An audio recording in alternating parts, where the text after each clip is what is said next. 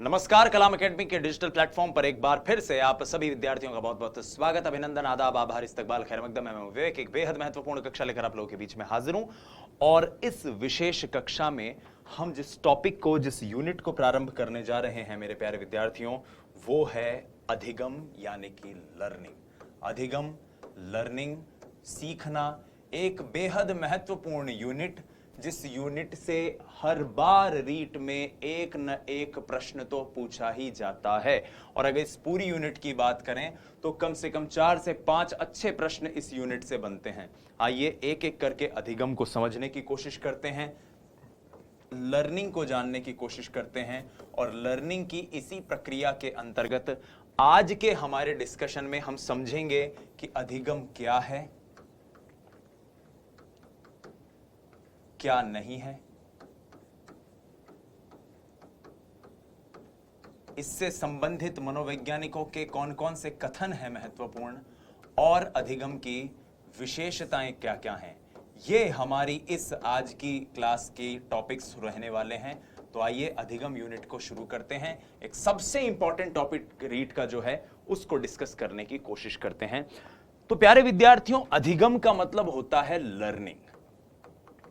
Learning जिसको हम कहते हैं सीखना, और सीखना एक ऐसी प्रक्रिया है जो जिंदगी भर चलती रहती है।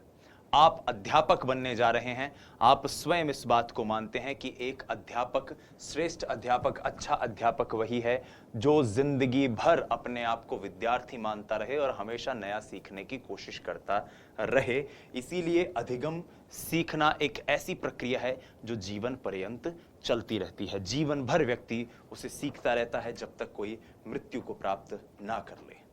लेकिन यह तो एक जनरल सी परिभाषा है। अगर मैं मनोवैज्ञानिक दृष्टिकोण से बात करूं, अगर मैं बात करूं उस दृष्टिकोण से जिस दृष्टिकोण से मुझे अपनी रीट की तैयारी करनी है, तो मैं अधिगम को कहूंगा एक ऐसी प्रक्रिया जिसके अंतर्गत व्यक्ति के व्यवहार में अपेक्षाकृत स्थायी परिवर्तन आए।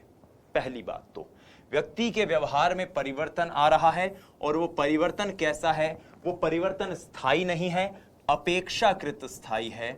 और ये अपेक्षाकृत स्थायी का मतलब होता है रिलेटिवली परमानेंट। अपेक्षाकृत स्थायी यानी कि रिलेटिवली परमानेंट।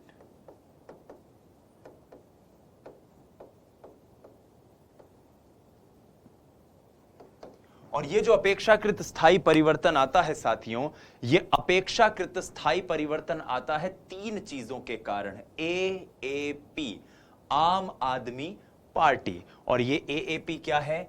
A मतलब अभ्यास, दूसरे A का मतलब है अनुभव, और तीसरे P का मतलब है प्रशिक्षण यानी कि ट्रेनिंग। अभ्यास मतलब एक्सरसाइज, प्रैक्टिस, अनुभव मतलब एक्सपीरियंस, और प्रशिक्षण मतलब ट्रेनिंग। तो इन तीनों की वजह से यदि व्यक्ति के व्यवहार में अपेक्षाकृत स्थायी परिवर्तन आ रहा है तो इस अपेक्षाकृत स्थायी परिवर्तन को कहा जाता है अधिगम। अब आप कहेंगे कि सर, अधिगम से जो परिवर्तन होता है वो स्थायी क्यों नहीं होता, उसको अपेक्षाकृत स्थायी क्यों कहते हैं? उसे अपेक्षाकृत स्थायी इसलिए कहा जाता है मित्रों कि अगर वो परिवर्तन स्थायी होता तो फिर कभी उसमें बदलाव की गुंजाइश ही नहीं होती। अगर वो परिवर्तन स्थायी होता तो फिर कभी उस परिवर्तन को भुलाया नहीं जा सकता था। लेकिन अपेक्षाकृत स्थायी कहने से हम ये लिबर्टी ले लेते हैं कि इसके अंतर्गत आने वाले परिवर्तनों का विस्मरण संभव है, यानी किसी कारण विशेष में आप या किसी समय विशेष में आप इन्हें भूल सकते हो।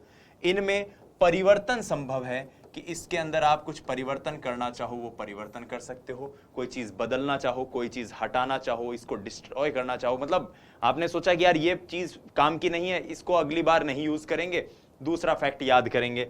या फिर आप इसमें उन्नयन करना चाहो, इसको इंप्रूव करना चाहो। अपेक्षाकृत स्थायी परिवर्तन होता तो आप में से कई विद्यार्थी जो पहले रीट की तैयारी कर चुके हैं, उन विद्यार्थियों को वापस यही टॉपिक पढ़ने की जरूरत नहीं पड़ती ना। वो पहले से ही तैयार था, स्थायी है, अपने दिमाग में स्टोर रहता। लेकिन आप जानते हो कि समय के साथ और बेहतर करना है अपने आप को, तो इसलिए मुझे और डिटेल में पढ़ना होगा। तो अधिगम को आप डिफाइन कर सकते हो, ये 4 चीजें याद रखना साथियों। अभ्यास, अनुभव, प्रशिक्षण के फलस्वरूप व्यवहार में आया अपेक्षाकृत स्थायी रिलेटिव परमानेंट चेंज क्या कहलाता है? अधिगम कहलाता है। क्लियर है? अभ्यास, अनुभव, प्रशिक्षण के फलस्वरूप जो परिवर्तन कहलाते हैं वो मान लिया हमने कि स्थायी होते हैं, माफ कीजिएगा, अपेक्षाकृत स्थायी होते हैं। लेकिन व्यवहार में कई बार अस्थायी परिवर्तन भी दिखाई देते हैं। कैसे परिवर्तन दिखाई देते हैं? अस्थायी परिवर्तन, जो टेम्पररी चेंज होते हैं। और ऐसे परिवर्तन कभी भी अधिगम की अंतर्गत नहीं रखे जाते। अधिगम के अंतर्गत सिर्फ वही परिवर्तन रखे जाएंगे जिनकी प्रकृति अपेक्षाकृत स्थायी हो और जो अभ्यास, अनुभव और प्रशिक्षण के फलस्वरूप हमें देखने को मिले। यानी कि अधिगम के अंतर्गत कोई भी अस्थायी परिवर्तन नजर नहीं आता है। तो अधिगम के अंतर्गत अगर अस्थायी परिवर्तन नजर नहीं आते हैं तो ऐसे अस्थायी परिवर्तनों को कहा क्या जाता है? आइए अब इसकी बात करते हैं। मुझे याद आता है साल 2011 का एक पेपर, साल 2011 रीट के अंदर एक बड़ा महत्वपूर्ण प्रश्न पूछ लिया गया था। और साल 2011 का वो प्रश्न क्या आप जानते हैं कहां से लिया गया था? वो लिया गया था सिंपल सी और साइकोलॉजी की बेस्ट किताब किसी भी कॉम्पिटिटिव एग्जाम के लिए, एनसीईआरटी से। जी हां, एनसीईआरटी के अंदर एक टर्मिनोलॉजी दी गई है अभ्यस्तता की, यानी कि हैबिचुएशन की। और हैबिचुएशन, अभ्यस्तता, उन परिवर्तनों को बताता है जिन परिवर्तनों को अधिगम नहीं कह सकते।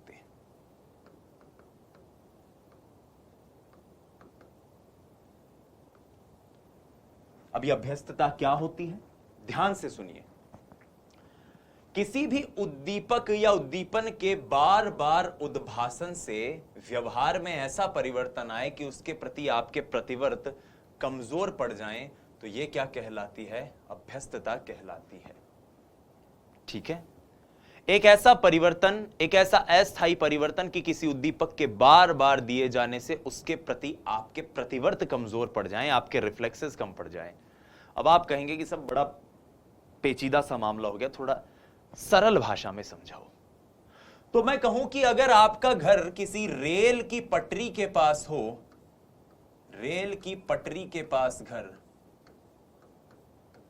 आपका अगर हो, तो आप ये मानेंगे कि सुबह से लेकर शाम तक दर्जनों रेलगाड़ियां उस पटरी पर से गुजरेंगी। लेकिन क्या आप इस बात को स्वीकार करेंगे कि उन रेलगाड़ियों के कारण आप डेली बहुत परेशान होते हो? आप कहोगे नहीं सर, हमको तो अब एक तरह से आदत पड़ गई है, हमको तो एक तरह से आदत पड़ गई है। अब ये आदत जो बोलना शब्द है, मनोविज्ञान में इसके लिए अभ्यस्तता ज्यादा उपयुक्त शब्द है, आदत नहीं है। आप ये तो कहोगे कि हमारे कान तो अब ये सुन सुन के इसके आदी हो गए हैं, इसके अभ्यस्त हो गए हैं। लेकिन अगर आपके घर में आपके कोई रिश्तेदार रहने आए, आप किसी दिन मुझे चाय पर इनवाइट करो कि सर आइए हमारे घर पे, और मैं वहां पर रहूं, 1-8 घंटे 2-3 घंटे आप लोगों के साथ बिताऊं, तो हो सकता है कि मैं परेशान हो जाऊं, क्योंकि मेरे कान अभी इस चीज के लिए अभ्यस्त नहीं है। तो अभ्यस्तता क्या है? एक उद्दीपक, एक व्यवहार बार बार बार बार बार बार बार बार आप लोगों के सामने हो कि आपके जो प्रतिवर्त हैं, आपके शरीर का जो स्वाभाविक प्रतिक्रिया देने का तंत्र है, वो तंत्र उस चीज के लिए कमजोर पड़ जाए, और यही क्या कहलाती है? अभ्यस्तता। हम कई बार किसी शादी ब्याह में जाते हैं जहां बड़ी तेज आवाज में डीजे बज रहा है या फिर बड़ी तेज आवाज में जनरेटर चल रहा है, तो होता क्या है कि हम शुरुआत के 10-15 मिनट तक परेशान होते हैं, उसके बाद हमारे कान उस चीज के लिए अभ्यस्त हो जाते हैं। ऐसा ही होता है। लेकिन अगर उसको मैं अधिगम कह देता, इसीलिए उसको क्या कहा है? अभ्यस्तता। ठीक है, वापिस अभी इस बात को रिपीट करता हूं कि अगर मैं उसको अधिगम कह देता अगर मैं ये कहता कि ये जो प्रक्रिया होती है ये अधिगम होती है, तो फिर ऐसा होना चाहिए था कि मुझे हर बार किसी शादी ब्याह में या पार्टी में जाने के लिए अपने कानों को 10 मिनट तक अभ्यस्त करवाने की जरूरत नहीं होती। जाते ही ऑटोमेटिकली कान उस चीज के हिसाब से एडजस्ट कर लेते कि हाँ भाई आज इस पार्टी में मैंने सीख लिया है, अगली पार्टी में जाऊंगा तो वहां पर मैं ऑटोमेटिकली अपने आप को एडजस्ट कर लूंगा। तो अभ्यस्तता क्या है, मैं फिर बता दूं कि बार बार कोई उद्दीपक आपके सामने आ रहा है। उद्दीपक का मतलब वातावरण में मौजूद कोई भी तत्व, वातावरण में मौजूद कोई भी तत्व जिसके परिणाम स्वरूप, जिसके होने पर हम कोई प्रतिक्रिया करें, तो ऐसा कोई तत्व आपको बार बार दिया जा रहा है और एक समय ऐसा आए कि आप उसके प्रति जो प्रतिक्रिया करते थे, शुरुआत में बड़ी एकदम उत्तेजित प्रतिक्रिया करते थे, वो प्रतिक्रिया अब मंद हो जाए, जैसे रेल की पटरी के पास शादी ब्याह के। और ऐसे परिवर्तनों को क्या कहा जाता है, अभ्यस्तता। यह क्वेश्चन एक बार रीट में आया हुआ है, मैं क्वेश्चन दोहरा देता हूं कि किसी उद्दीपक के निरंतर दिए जाने से व्यवहार में होने वाला अस्थायी परिवर्तन क्या कहलाता है, अभ्यस्तता, अधिगम, अस्थायी अधिगम या अभिप्रेरणा। कई विद्यार्थियों को लगा कि यह अस्थायी अधिगम होता है, नहीं, यह क्या होती है, अभ्यस्तता होती है। एनसीईआरटी से आया हुआ यह एक सरल सा प्रश्न है। यहां पे फिर एक और चीज आपको याद रखनी चाहिए कि अधिगम के अंतर्गत क्या क्या शामिल नहीं है। क्या क्या शामिल है ये तो हमने देख लिया, अभ्यास, अनुभव, प्रशिक्षण और अपेक्षाकृत स्थायी परिवर्तन। तो लेकिन अगर मैं कहूं कि अधिगम में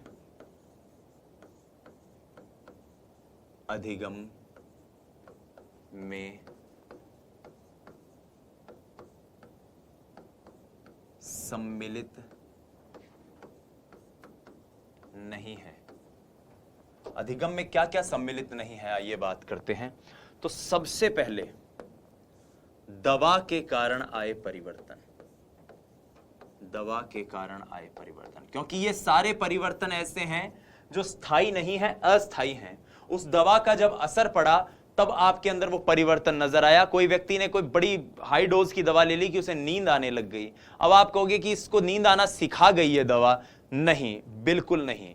ये दवा के असर के कारण कुछ चीजें हो रही हैं और जैसे ही दवा का असर चला जाएगा वो चीजें भी चली जाएंगी, वो व्यवहार भी चला जाएगा। तो दवा के कारण आए परिवर्तन। दूसरा, नशे के कारण आए परिवर्तन। हमारे देश में तो ऐसा है ही कि ड्रिंक वगैरह करना कई बार अंग्रेजी बोलना सिखा देता है लोगों को। कई बार लोग ड्रिंक करके फिर कहते हैं कि चल गाड़ी तेरा भाई चलाएगा। तो जब गाड़ी माफ कीजिएगा नशा जैसे ही उतरा, व्यक्ति को क्या लगता है कि यार मैं तो ऐसा कुछ कर ही नहीं रहा था। तो नशे के कारण आए परिवर्तन भी इसके अंतर्गत शामिल नहीं है। थकान के कारण आए परिवर्तन इसके अंतर्गत शामिल नहीं है। थकान के कारण जो परिवर्तन आते हैं वो अधिगम में शामिल नहीं होते। अधिगम के अंदर वो परिवर्तन शामिल नहीं होते जो परिपक्वता के कारण आए हैं। हालांकि परिपक्वता और अधिगम के बीच में संबंध क्या है इसको हम डिटेल में डिस्कस करेंगे अगले लेक्चर में। तो परिपक्वता के कारण जो परिवर्तन आते हैं उनको भी इसके अंतर्गत शामिल नहीं किया जाता और अधिगम के अंतर्गत उन परिवर्तनों को भी शामिल नहीं किया जाता जो मूल प्रवृत्ति के कारण आते हैं। मूल प्रवृत्ति क्या होती है, हम इससे पहले जो बाल विकास खंड था उसमें बहुत डिटेल में डिस्कस कर चुके हैं। तो मूल प्रवृत्ति के कारण जो परिवर्तन आते हैं वो भी इसके अंतर्गत शामिल नहीं होते। और छठा जो इसके अंतर्गत नाम आता है वो आता है बीमारी के कारण आए परिवर्तन। कोई व्यक्ति बीमार है, बीमारी के कारण चिड़चिड़ा हो गया है, तो बीमारी के कारण भी जो परिवर्तन व्यक्ति के अंदर दृष्टिगत होते हैं उन परिवर्तनों को अधिगम के अंतर्गत नहीं रखा जाता है। तो दवा के कारण, नशे के कारण, थकान, परिपक्वता, मूल प्रवृत्ति, बीमारी, इन सब के कारण जो परिवर्तन दृष्टिगत होते हैं ये सारे परिवर्तन अस्थायी हैं, क्योंकि जो भी असर है वो असर जैसे ही चला जाएगा वैसे ही ये परिवर्तन भी नहीं दिखेंगे। तो ये सब अस्थायी परिवर्तन हैं, इनको अधिगम के अंतर्गत नहीं रखा जाता। और इसी अस्थायी परिवर्तन के अंतर्गत एक और नाम आता है अभ्यस्तता, जो कि उद्दीपक के बार बार होने से आपके प्रतिवर्तों को कमजोर कर देता है और इसको कहते हैं हम हैबिचुएशन। तो ये सारी चीजें यहां पर आपको क्लियर होनी चाहिए कि अधिगम क्या है, अधिगम क्या नहीं है, अधिगम में कौन कौन से परिवर्तन शामिल हैं, अधिगम में कौन कौन से परिवर्तन शामिल नहीं है। आइए अब प्यारे विद्यार्थियों, हम अधिगम से संबंधित कुछ मनोवैज्ञानिकों के कथन देख लेते हैं जो बड़े इंपॉर्टेंट है। मनोवैज्ञानिकों के कथन, जिन कथनों को हमें देखना चाहिए, समझना चाहिए, ताकि हम बहुत इजीली चीजों को समझें। पहली बात तो ये कि अधिगम को लेकर कभी भी कोई सीधी सीधी परिभाषा आज तक नहीं पूछी गई है। हालांकि रीट में कभी ऐसे डिटेल में परिभाषा वो पूछता भी नहीं है।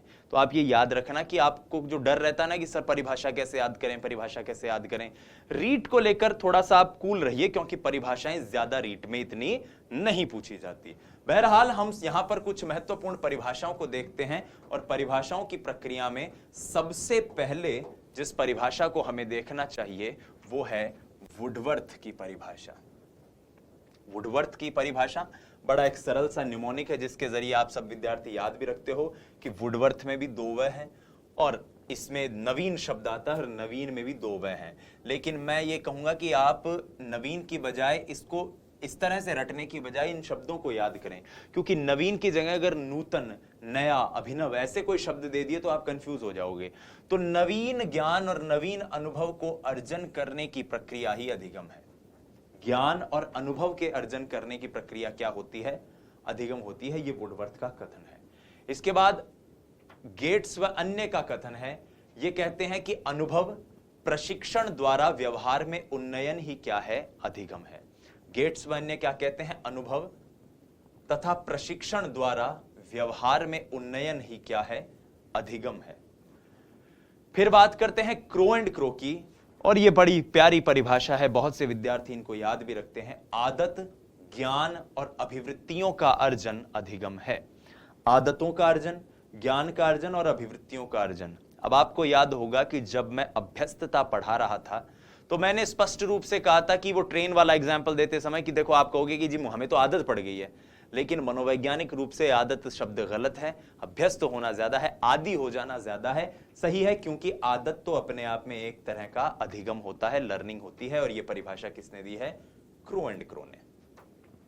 फिर बढ़ते हैं आगे और स्किनर की परिभाषा देखते हैं। स्किनर साहब का कहना है कि व्यवहार में उत्तरोत्तर अनुकूलन, प्रोग्रेसिव एडजस्टमेंट जो व्यवहार में होता है, उस उत्तरोत्तर अनुकूलन को ही अधिगम कहा जाता है। व्यवहार में उत्तरोत्तर अनुकूलन या व्यवस्थापन ही क्या है? अधिगम है। आइए अब आगे बात करते हैं और थॉर्नडाइक की परिभाषा की बात करते हैं। थॉर्नडाइक कहते हैं कि अधिगम उपयुक्त अनुक्रिया का चयन करना और उसे उद्दीपक से जोड़ देना है। अधिगम उपयुक्त अनुक्रिया का चयन करना, फिर उसे उद्दीपक से जोड़ देना है। तो पहले तो आपने अनुक्रिया चयन करी और फिर उसे उद्दीपक से अगर आप जोड़ देते हैं तो ये क्या है? अधिगम है। फिर आगे बात करते हैं स्किनर साहब की, क्रॉनबेक की। क्रॉनबेक कहते हैं कि अधिगम अनुभव के परिणाम स्वरूप व्यवहार में परिवर्तन व्यक्त करता है। अब इसको थोड़ा निमोनिक्स इसी तरह के आप याद कर सकते हैं कि कोई गाड़ी बैक ले रहा है कोई व्यक्ति, तो एक व्यक्ति दूसरे को कहे कि यार इस गाड़ी को बैक कौन ले सकता है? तो एक कहे जी मैं ले सकता हूं। तो दूसरा बोले कि यार ये तो बड़ा खतरनाक रास्ता है, तू बैक ले लेगा? बोला हाँ मुझे एक्सपीरियंस है, मुझे अनुभव है गाड़ी को बैक लेके और बाहर निकालने का। तो यहां पर इसीलिए अधिगम अनुभव के परिणाम स्वरूप व्यवहार में परिवर्तन को व्यक्त करता है। अनुभव के परिणाम स्वरूप व्यवहार में परिवर्तन को व्यक्त कौन करता है? अधिगम। तो किम्बले कहते हैं पुनर्बलित अभ्यास के फलस्वरूप व्यवहार जन्य क्षमताओं में आया अपेक्षाकृत स्थायी परिवर्तन अधिगम है। पुनर्बलित अभ्यास, पुनर्बलित अभ्यास का मतलब वो अभ्यास जिस पर पुनर्बलन दिया हो, जैसा कि हमने डिस्कस किया, और उसके कारण आपके व्यवहार की क्षमताओं में एक कोई अपेक्षाकृत स्थायी परिवर्तन अगर आ जाए तो वो क्या हो जाएगा? एक तरह का अधिगम है। ठीक है साथियों, तो यहां पर हमने कुछ बड़ी महत्वपूर्ण परिभाषाएं देखी और उन परिभाषाओं के जरिए हमने अधिगम को समझने की भी कोशिश की। अब आइए अधिगम की कुछ महत्वपूर्ण विशेषताओं के ऊपर चर्चा करने की कोशिश करते हैं। वो विशेषताएं जिनके वजह से अधिगम के जो टॉपिक हैं उसमें विद्यार्थियों को तैयारी करनी होती है, और इन विशेषताओं से सीधा सीधा प्रश्न आता है निम्नलिखित में से अधिगम के संबंध में सत्य क्या है, निम्नलिखित में से अधिगम के संबंध में असत्य क्या है, और हम पूरे डिटेल के साथ एक एक विशेषता को समझने की कोशिश करते हैं। पहली विशेषता, अधिगम में सदैव किसी न किसी प्रकार का अनुभव सम्मिलित रहता है। जैसा कि हमने डिस्कस भी किया कि अधिगम के अंदर तीन ही चीजें हैं, एक है अभ्यास, दूसरा है अनुभव, ये चीज आप कंठस्थ कर लीजिए, और तीसरा है प्रशिक्षण, और इनकी वजह से आया हुआ कैसा परिवर्तन, अपेक्षाकृत स्थायी। ये चार शब्द आपको याद रखने हैं। इन्हीं चार शब्दों की वजह से अधिगम है, अभ्यास, अनुभव, प्रशिक्षण और अपेक्षाकृत स्थायी परिवर्तन। तो ये कह रहे हैं विशेषता के रूप में किसी ना किसी तरह का अनुभव सम्मिलित रहता है, बिल्कुल रहता है। आप जब कोई चीज सीखते हैं तो आपको अनुभव भी होता है। आप पहली बार रीट की तैयारी अगर कर रहे हैं तो आपको अनुभव भी हो रहा है कि आप रीट की तैयारी कैसे की जाती है। जो विद्यार्थी इससे पहले रीट की तैयारी कर चुके हैं वो ये जानते हैं कि रीट की तैयारी कैसे की जाती है, एग्जाम को कैसे दिया जाता है, तो उन्हें इस बात का अनुभव है। तो इसीलिए अनुभव इसमें सम्मिलित होता है। दूसरा पॉइंट सेम वही पॉइंट है, अधिगम के कारण होने वाले परिवर्तन अपेक्षाकृत स्थायी होते हैं, तो रिलेटिवली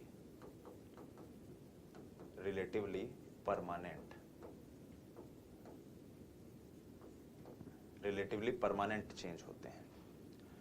अधिगम में मनोवैज्ञानिक घटनाओं का एक क्रम निहित है।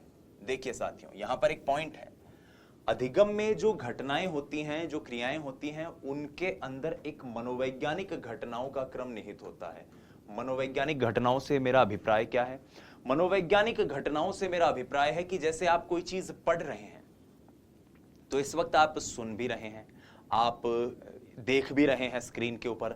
आप में से कुछ साथी जो लाइब्रेरी में बैठ के या अपने कमरे में बैठ के इसको पढ़ रहे होंगे तो वो कहीं कोई एक रफ नोटबुक में, अपनी फेयर नोटबुक में नोट डाउन भी करते जा रहे हैं, कुछ पुराने नोट्स में चीजों को नोट डाउन कर रहे हैं, और ये सारी चीजें एक साथ हो रही है। दिमाग सारी चीजों को ग्रहण कर रहा है, दिमाग चीजों को सुन भी रहा है और आप देख भी रहे हो, उसको फिर प्रोसेस भी कर रहे हो, उसमें मैं जो बोल रहा हूं उसको समझ भी रहे हो। ये सारी घटनाएं एक साथ हो रही हैं ताकि आप अधिगम की विशेषताओं को सीख सको।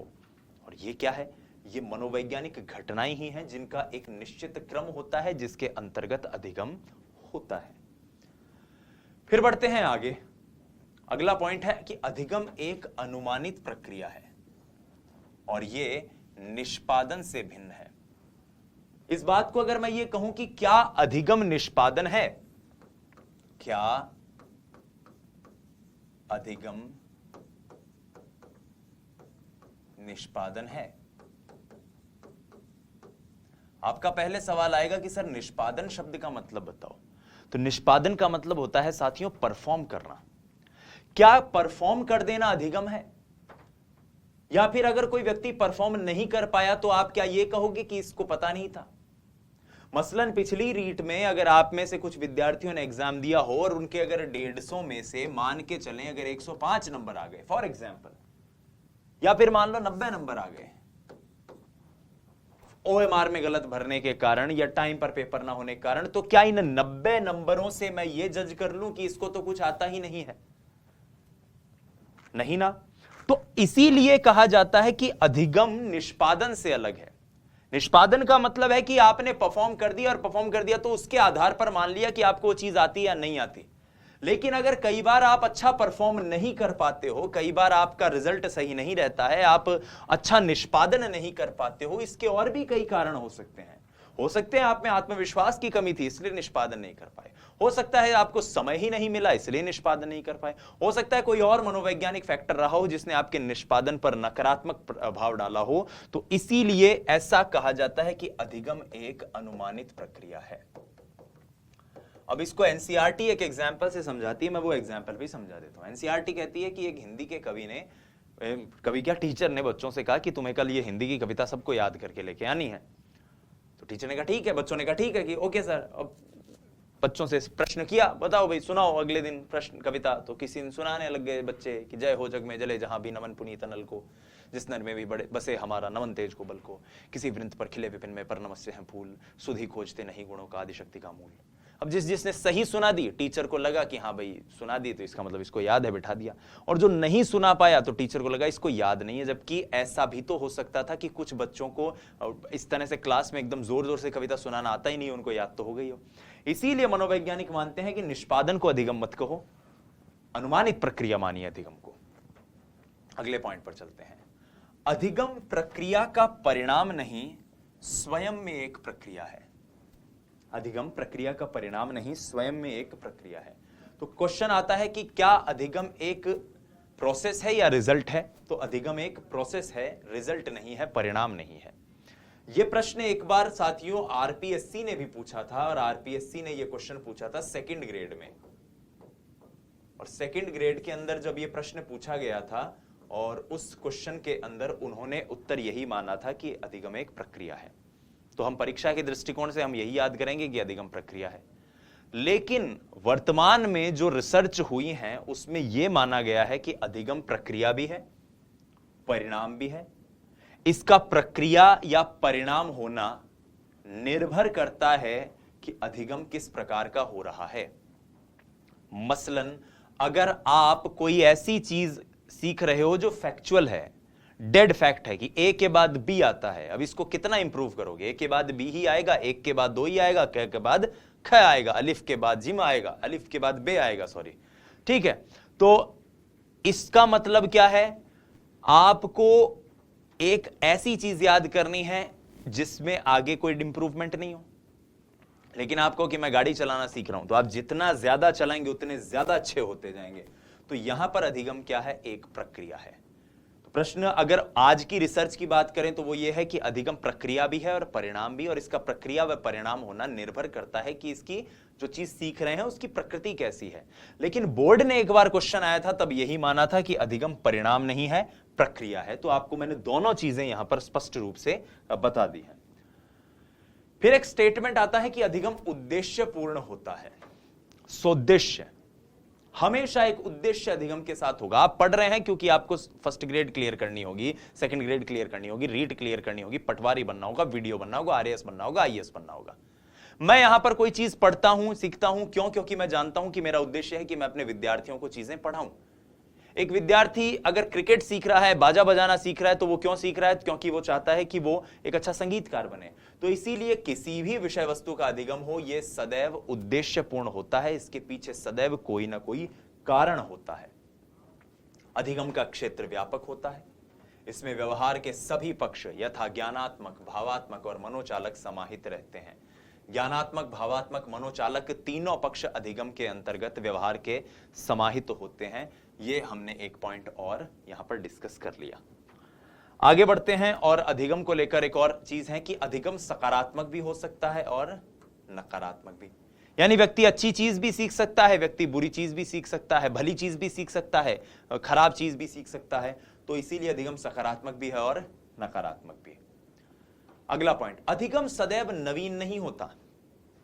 अब इस बात को मैं यहां पर रोककर पहले एक बात बता दूं कि इससे पहले हमने जितनी भी परिभाषाएं डिस्कस की थी, यह बात याद रखिएगा कि परिभाषाओं को परिभाषाओं तक ही रहने देना है। कंफ्यूज नहीं होना कि सब उसमें तो एक बात हमने ये पढ़ी थी और आप यहां पर कुछ और पढ़ा रहे हो। क्योंकि वुडवर्थ साहब की परिभाषा तो केवल नवीन ज्ञान के अर्जन की ही बात करती है, जबकि अधिगम की विशेषता यह है कि हमेशा नवीन नहीं है। पुराने सीखे गए व्यवहार का निषेध भी अधिगम है और यह व्यवहार का परिमार्जन भी है। पुराने सीखे गए व्यवहार का निषेध का मतलब क्या है?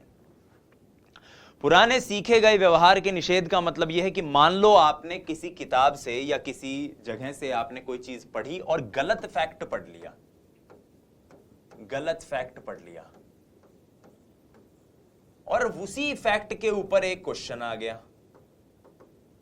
अब आप बड़े खुश हो गए, शाबाश अपन ने तो इसको पढ़ रखा है, अभी 5 मिनट के अंदर इसका क्वेश्चन आएगा और अपन इसको सॉल्व कर देंगे और मजा आ जाएगा। और जैसे ही आपने क्वेश्चन सॉल्व किया, फाइनल रिजल्ट आया, देखा आपका सिलेक्शन नहीं हुआ क्योंकि 1 नंबर से सिलेक्शन अटक गया। और उस 1 नंबर में सबसे बड़ी भूमिका निभाई थी इस एक गलत फैक्ट ने, जिस गलत फैक्ट के कारण आप क्वेश्चन का आंसर क्या करके आ गए? गलत। अब मान लो अब आप वापस तैयारी करो तो आप सबसे पहले इस फैक्ट को सुधारोगे ना। सबसे पहले आप ये सुधारोगे ना कि यार ये गलत फैक्ट जो मैंने याद कर रखा है मैं इसको भूलूं, मैं असल में करेक्ट जो इंफॉर्मेशन है उसको याद करूं और उस करेक्ट इंफॉर्मेशन के आधार पर अपनी तैयारी करूं। तो इसीलिए मनोवैज्ञानिक मानते हैं कि अधिगम हमेशा नवीन नहीं होता। अधिगम पुराने व्यवहार में जो कुछ आपने अगर गलत भी सीख लिया हो तो उसको निषेध करना, उसको प्रोहिबिट करना भी एक प्रकार का अधिगम है। और इसीलिए अधिगम व्यवहार का क्या है? परिमार्जन है।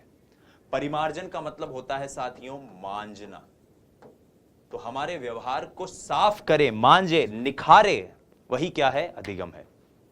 हमने जन्म से तो हिंदी बोलना नहीं सीखा था, अंग्रेजी बोलना नहीं सीखा था, मनोविज्ञान पढ़नी नहीं सीखी थी, लेकिन धीरे धीरे हम पढ़ रहे हैं, धीरे धीरे हम बोल रहे हैं, धीरे धीरे हम सीख रहे हैं और अपने आप को इंप्रूव करते जा रहे हैं, बेहतर बनाते जा रहे हैं।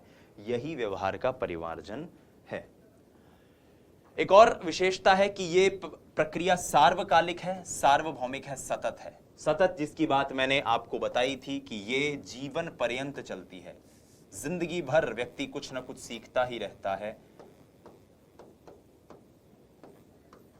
ठीक है।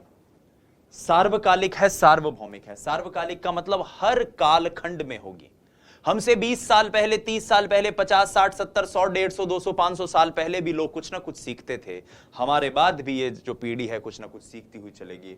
सार्वभौमिक का मतलब क्या है? चाहे धरती के किसी भी कोने पर व्यक्ति रहे, कुछ ना कुछ सीखता ही रहता है। मैं राजस्थान में सीख रहा हूं, कोई पंजाब में सीख रहा है, कोई तमिलनाडु में सीख रहा है, कोई अमेरिका में सीख रहा है। हर व्यक्ति इस वक्त धरती पर कुछ ना कुछ सीख रहा है। आप सीख रहे हैं कि पढ़ते कैसे हैं, मैं सीख रहा हूं पढ़ाते कैसे हैं। हमारी टेक्निकल टीम जो है वो हर बार सीखती रहती है कि किस तरह से आप तक अच्छा कंटेंट पहुंचाया जाए, किस तरह से आपको और सहूलियत से टेक्निकल चीजें आप तक पहुंचाई जाएं। तो हम सभी अपने आप को इसी प्रक्रिया में लिए हुए हैं और इस प्रक्रिया में हमेशा कुछ ना कुछ सीखते रह रहे हैं। इसीलिए सतत है, सार्वभौमिक है, सार्वकालिक है। अधिगम में मूल प्रवृत्ति के प्रतिक्षेप के आए परिवर्तन सम्मिलित नहीं होते। पुनः रिवाइज कर लेते हैं, अभी अभी हम पढ़ के ही आए हैं। तो अधिगम के अंदर कौन कौन से परिवर्तन सम्मिलित नहीं होते? पहली बात तो अभ्यस्तता सम्मिलित नहीं होती, याद है? अभ्यस्तता के बाद थकान के कारण आए परिवर्तन सम्मिलित नहीं होते। थकान के बाद दवा के कारण आए परिवर्तन सम्मिलित नहीं होते। नशे के कारण आए परिवर्तन सम्मिलित नहीं होते। बीमारी के कारण आए परिवर्तन सम्मिलित नहीं होते। मूल प्रवृत्ति के कारण आए परिवर्तन सम्मिलित नहीं होते। प्रतिक्षेप या प्रतिवर्त के कारण आए परिवर्तन सम्मिलित नहीं होते। मैं अभी बताता हूं ये प्रतिवर्त क्या होता है। और उसके बाद एक चीज और, परिपक्वता के कारण आए परिवर्तन सम्मिलित नहीं होते। आप कहेंगे कि साहब प्रतिवर्त के कारण आए परिवर्तन, प्रतिवर्त का मतलब होता है कि व्यवहार जो स्वाभाविक व्यवहार है हमारा, क्रिया की प्रतिक्रिया देने का। जैसे नींद आती है तो हम सब जमाई लेते हैं, उबासी लेते हैं। तो क्या हमें किसी ने जमाई लेना या उबासी लेना सिखाया? नहीं ना, हमने अपने आप सीख लिया। क्या किसी ने हमें आंखें मिचकाना सिखाया? नहीं, हमें अपने आप आती है ये चीज। तो ये सब प्रतिवर्त होते हैं। तेज रोशनी पड़ती है तो हमारी आंखें मिच जाती हैं, ये सारे प्रतिवर्त होते हैं। और इसीलिए प्रतिवर्तों के कारण, प्रतिक्षेप के कारण आए परिवर्तन सम्मिलित नहीं होते अधिगम में, और मूल प्रवृत्ति के कारण आए परिवर्तन भी सम्मिलित नहीं होते। बाकी अन्य चीज भी मैंने बता दी, अभ्यस्तता, थकान, दवा, नशा, बीमारी, मूल प्रवृत्ति, प्रतिवर्त और परिपक्वता। अधिगम बाह्य दृष्टिगत हो भी सकता है और नहीं भी। सामान्यतः यह अवलोकनीय नहीं होता, सामान्यतः बाह्य दृष्टिगत नहीं होता। बाह्य दृष्टिगत का मतलब यह है कि आप अगर इस वक्त एजुकेशनल साइकोलॉजी पढ़ रहे हैं तो क्या आपके शरीर में कोई परिवर्तन आ रहा है इससे? नहीं, दिमाग चीजों को ग्रहण कर रहा है, सीखता जा रहा है, इंप्रूव होता जा रहा है, परिमार्जन करता जा रहा है अपने आप को। तो इसीलिए सामान्यतः बाह्य दृष्टिगत नहीं होता। और यूं कुछ चीजें ऐसी हो सकती हैं जिनका अधिगम बाहरी व्यवहार में दिखे और वो दृष्टिगत हो जाए। जैसे कोई एक व्यक्ति अगर जिम जा रहा है, कसरत कर रहा है, सीख रहा है पहलवानी करना, तो वो चीज उसके व्यवहार के साथ साथ उसके शरीर में भी नजर आएगी और आप बाहर से अवलोकन कर सकते हो और कह सकते हो यार तू कुछ पहलवानी वगैरह जैसा कुछ कर रहा है। लेकिन अगर कोई व्यक्ति first grade, second grade REET की तैयारी कर रहा है, कोचिंग जाता है, लाइब्रेरी जाता है, पढ़ता है, आप लोगों की तरह मेहनत कर रहा है, तो कोई बाहर से कोई व्यक्ति पता थोड़ी कर सकता है कि यार ये बहुत मेहनत कर रहा है। क्यों? क्योंकि इसके शरीर में एक अजीब सा परिवर्तन आ गया है। इसलिए बाह्य दृष्टिगत हो भी सकता है और नहीं भी, दोनों चीजें इसके अंतर्गत सम्मिलित होती हैं।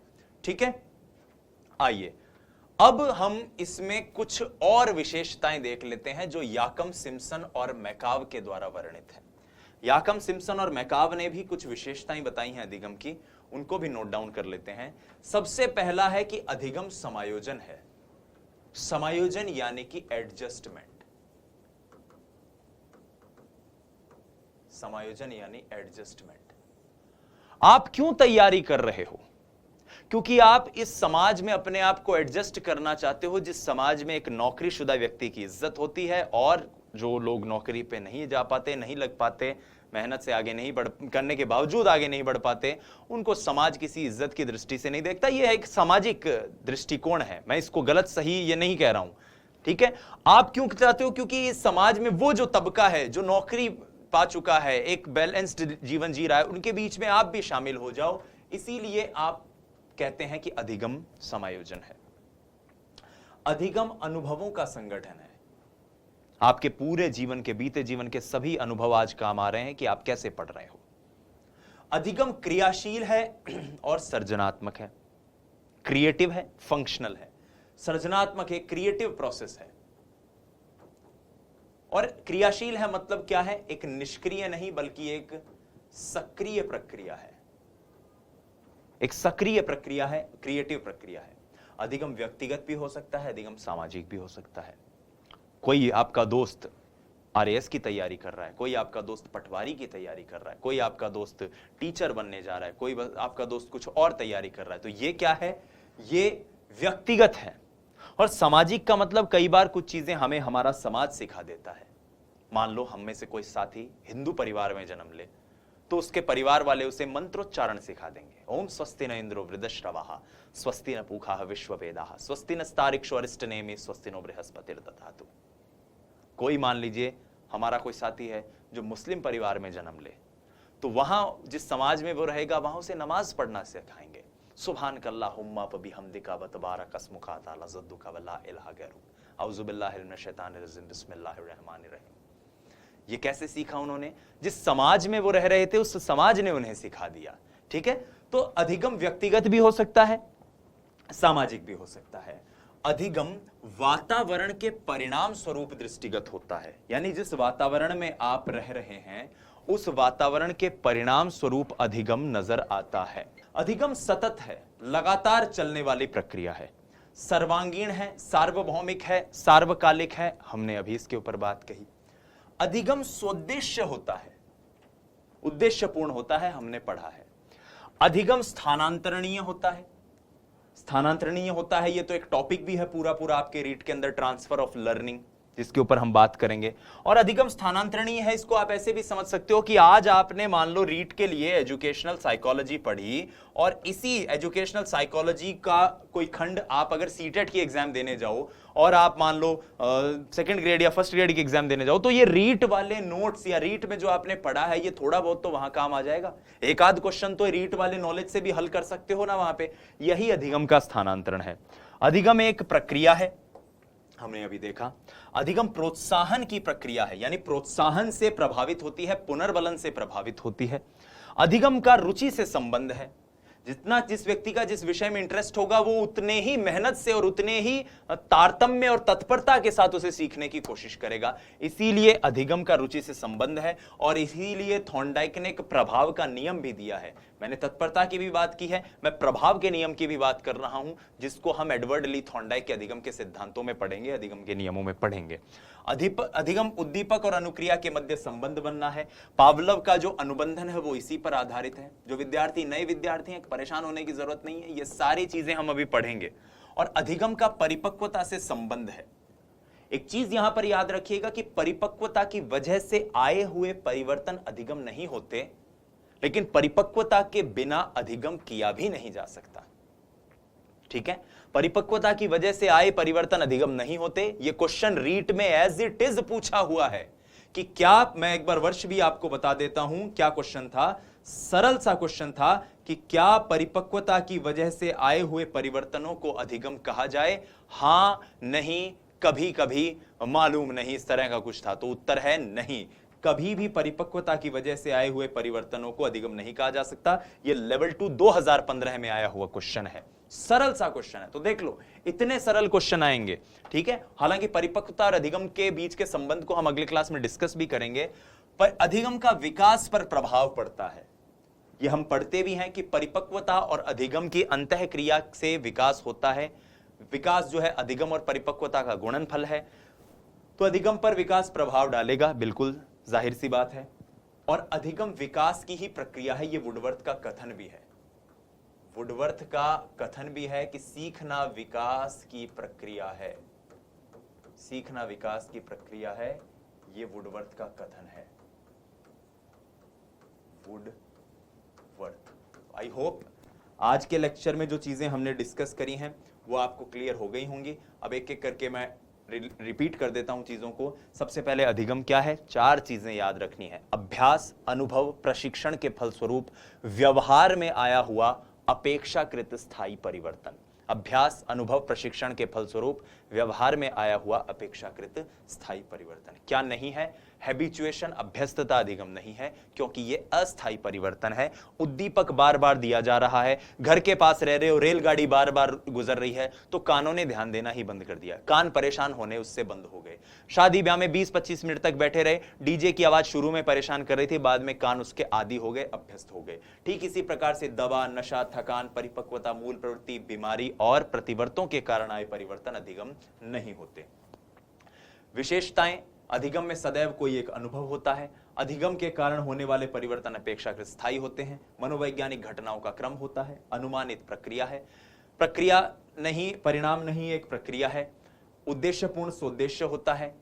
अधिगम का क्षेत्र व्यापक है, सकारात्मक व नकारात्मक है। सदैव नवीन नहीं होता। पूर्व में सीखे गए व्यवहार का निषेध भी अधिगम है। उसके बाद हमने देखा कि अधिगम उद्देश्यपूर्ण होता है, सार्वकालिक, सार्वभौमिक, सतत है, माफ कीजिएगा। मूल प्रवृत्ति और प्रतिक्षेप के कारण आए परिवर्तन इसमें शामिल नहीं है। बाह्य दृष्टिगत हो भी सकता है, नहीं भी। और हमने बाद में याकम, सिम्पसन और मैकाव के जो पॉइंट थे वो भी देख लिए कि समायोजन है, अनुभवों का संगठन है, क्रियाशील, सृजनात्मक है, व्यक्तिगत, सामाजिक है, वातावरण के परिणाम स्वरूप होता है, सतत है, सर्वांगीण, सार्वभौमिक है, सोद्देश्य है, स्थानांतरणीय है, स्वयं में एक प्रक्रिया है, प्रोत्साहन की प्रक्रिया है, रुचि से संबंधित है, उद्दीपक और अनुक्रिया के मध्य संबंध बन जाना है, परिपक्वता से संबंधित है और विकास की ही प्रक्रिया है। फिर हमने अधिगम से जुड़ी हुई कुछ महत्वपूर्ण परिभाषाएं देख ली थी। परिभाषाओं में वुडवर्थ जो कहते हैं नवीन ज्ञान और नवीन अनुभव का अर्जन अधिगम है। गेट्स कहते हैं अनुभव या प्रशिक्षण द्वारा व्यवहार में उन्नयन अधिगम है। क्रो एंड क्रो कहते हैं आदत ज्ञान व अभिवृत्तियों का अर्जन अधिगम है। स्किनर कहते हैं उत्तरोत्तर अनुकूलन की व्यवस्था, अनुकूलन या व्यवस्थापन अधिगम है। थॉर्नडाइक कहते हैं उपयुक्त अनुक्रिया का चयन करके उसे उद्दीपक से जोड़ना अधिगम है।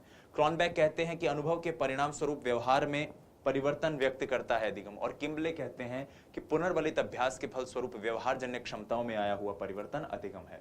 बहुत सी परिभाषाएं ऐसी भी हो सकती हैं साथियों जो यहां पर हमने डिस्कस नहीं की, तो कुछ ऐसी परिभाषाएं आपको रटनी होंगी और उन परिभाषाओं को हम आपके नोट्स में प्रोवाइड करवा देंगे। थैंक यू सो मच, धन्यवाद। जय हिंद, वंदे मातरम। स्वस्थ रहिए, मस्त रहिए, अपनी तैयारी में व्यस्त रहिए। नमस्कार।